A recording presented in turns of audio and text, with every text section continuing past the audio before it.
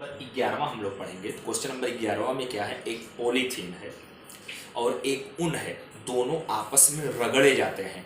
तो रगड़ने के बाद पॉलीथीन पर 3 × 10⁻⁷ कूलाम का ऋण आवेश उत्पन्न होता है। तो आप लोग समझना, ऋण आवेश और धन आवेश, जैसे आप लोग पढ़े थे केमिस्ट्री में, जब किसी पदार्थ से इलेक्ट्रॉन जाता है तो धन आवेशित होता है, और जो पदार्थ इलेक्ट्रॉन प्राप्त करता है वो ऋण आवेशित होता है। मतलब यहां पर पॉलीथीन का ऋण आवेश इतना है, मतलब पॉलीथीन का आवेश ऋण आवेश है, मतलब पॉलीथीन इलेक्ट्रॉन प्राप्त कर रहा है। इसका मतलब पॉलीथीन में इलेक्ट्रॉन कहां से आएगा, ऊन से आएगा, जिससे उसको रगड़ा गया है। तो यहां पर कुल कितना इलेक्ट्रॉन प्राप्त हुआ, किससे किसमें, ऐसा पहला प्रश्न पूछा जा रहा है। तो यहां आवेश का मान 3 × 10⁻⁷ कूलम और इलेक्ट्रॉन की संख्या ज्ञात करना है। तो Q बराबर Ne, आप लोग सूत्र पढ़े थे, N बराबर Q बटे E, Q का मान 3 × 10⁻⁷ बटे E का मान 1.6 × 10⁻⁹। जब इसको सॉल्व करेंगे 1.875 × 10 की घात कितना आ जाएगा, प्लस का 12 आ जाएगा। लेकिन देखना, जब पॉलीथीन को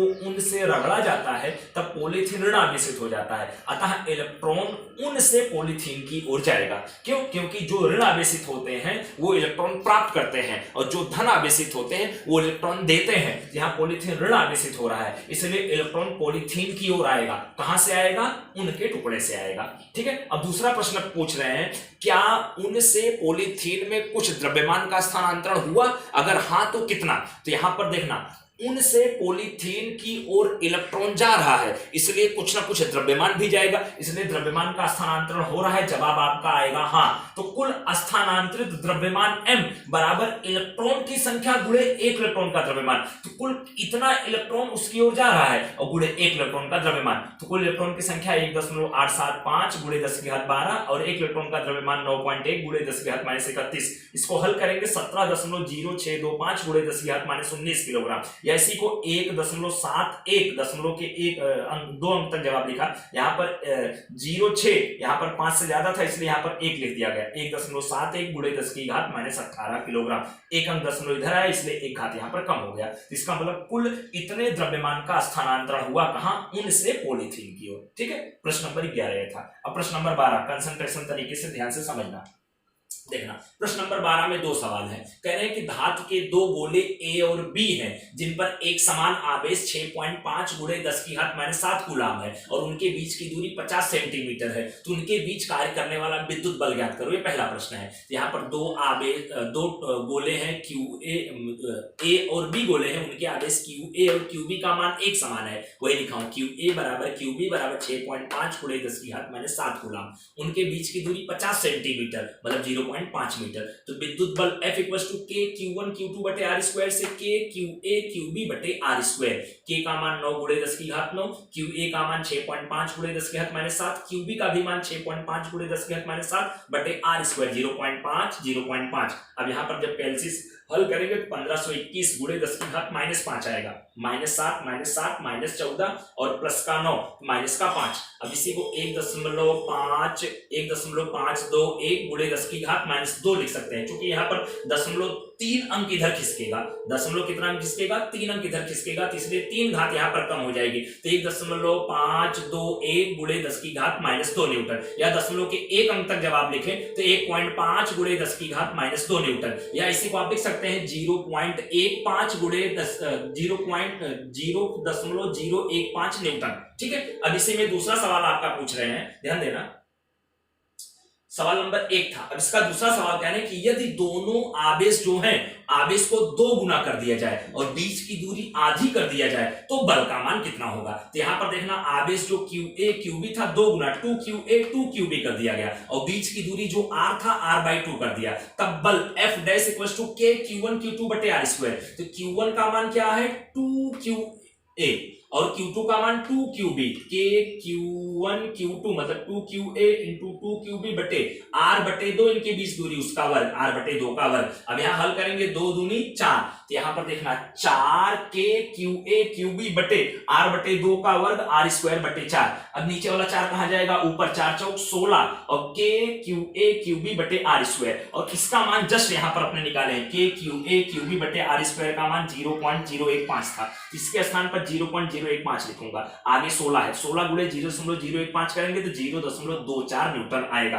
अर्थात अगर दोनों आवेशों का मान 2 गुना कर दिया जाए, बीच की दूरी आधी कर दिया जाए, तो बल का मान इतना न्यूटन होगा। ठीक है, अब यहां पर एक छोटा सा नोट का टॉपिक आप लोग देखना ध्यान से। जैसे मान लीजिए दो गोले हैं, ये पहला गोला है जिसका आवेश 2 कूलाम है और ये दूसरा गोला है इसका आवेश 3 कूलाम है। अब ये दोनों गोलों को अगर संपर्क में लाया जाएगा तब निकाय का कुल आवेश 2 धन 3 5 कूलाम हो जाएगा, और संपर्क में लाने के बाद जब एक दूसरे से दूर करेंगे, हटाएंगे, तो जो ये कुल आवेश था उसमें से आधा आवेश पहले गोले के पास हो जाता है और बाकी आधा आवेश दूसरे गोले के पास हो जाता है। अब जैसे इसी से रिलेटेड एक टॉपिक और अगर अपने देखें, जैसे मान लिया यहां पर एक गोला मैं और लिया, ये है मान लिया -3 कूलाम का, और ये दूसरा गोला है मान लिया 7 कूलाम का। अब ये दोनों गोले अगर एक दूसरे के संपर्क में आए तो पहले गोले का आवेश -3 और दूसरे गोले का आवेश धन का 7, यहां हल करेंगे तो प्लस का 4 कूलाम आया। अब जब दोनों गोलों को अलग किया जाएगा, 4 का आधा यहां पर 4/2 कूलाम, यहां 4/2 कूलाम यहां, इसका मतलब दोनों गोलों पर जो कुल आवेश होगा उसका आधा पहले गोले पर और आधा दूसरे गोले पर हो जाएगा जब संपर्क में करने के बाद एक दूसरे से हटाया जाए। और जो प्रश्न नंबर 13 है, कह रहे हैं कि उपरोक्त प्रश्न नंबर 12 में गोले ए और बी के साथ एक तीसरा आवेशहीन गोला संपर्क में लाया जाए तब इनके बीच कार्य करने वाला विद्युत बल कितना होगा, जबकि सारे मान प्रश्न नंबर 12 वाला यूज करना है। तो मान लिया तीसरा जो आवेशहीन गोला है वो आपका सी गोला है, तो जो सी गोला है पहले अगर ए गोले के संपर्क में लाएंगे, ए और सी संपर्क में आएगा तो यहाँ का कुल आवेश क्यू ए धन क्यू सी हो जाएगा। जब दोनों को अलग करेंगे तो क्यू ए धन क्यू सी का आधा आवेश यहाँ होगा, क्यू ए धन क्यू सी का आधा आवेश सी के पास होगा। अगर क्यू ए का मान देखें तो क्यू ए का मान कितना है 6.5 गुणे 10⁻⁷ कूलाम, और क्यू सी आवेशहीन है इसलिए उसका मान यहाँ पर 0 लिया गया। जब इसको सॉल्व करेंगे तो 3.25 गुणे 10⁻⁷ कूलाम आएगा।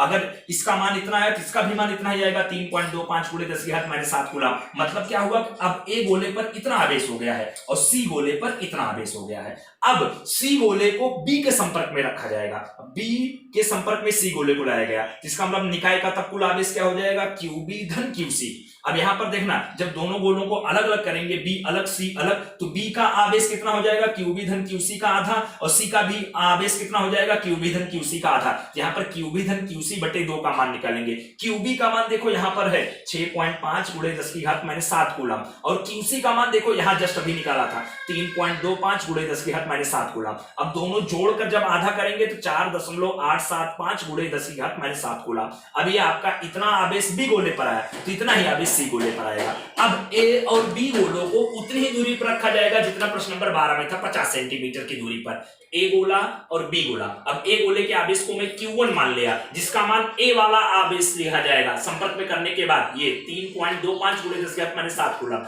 और जो बी गोला है उसका आवेश में Q2 मान लिया, जिसके आवेश का मान ये गिना जाएगा 4.875 गुणे 10⁻⁷ कूलाम। इनके बीच की दूरी r बराबर 50 सेंटीमीटर या 0.5 मीटर।